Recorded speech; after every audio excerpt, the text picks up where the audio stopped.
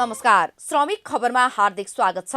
65औं अन्तर्राष्ट्रिय नर्सिङ दिवसको अवसरमा नेपाल ट्रेड युनियन महासंघ जेफन्डको तर्फबाट हार्दिक शुभकामना। यसै अवसरमा जेफन्ड अध्यक्ष विनोद श्रेष्ठ शुभकामना सन्देश। 65औं अन्तर्राष्ट्रिय नर्सिङ दिवसको अवसरमा समस्त स्वास्थ्यकर्मी, विशेष गरी नर्सिङ पेसाकर्मीहरूमा हार्दिक शुभकामना।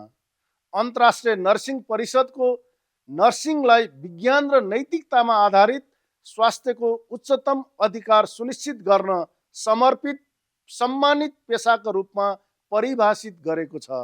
सहयोगात्मक, व्यक्ति केन्द्रित, सुरक्षित तथा समान स्वास्थ्य सेवाको प्रवर्धनमा नर्सिङ सेवाको भूमिका अत्यन्तै महत्त्वपूर्ण छ।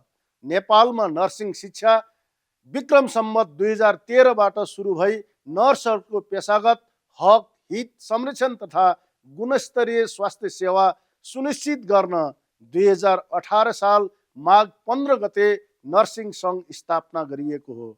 आज 65औं वर्षमा प्रवेश गरेको यस गौरवपूर्ण अवसरमा नर्सिङ पेसालाई अझ मर्यादित, सुरक्षित र सशक्त बनाउन सबै नर्सिङ पेसाकर्मी सफल होउन् भन्ने हार्दिक शुभकामना व्यक्त गर्दछु। धन्यवाद।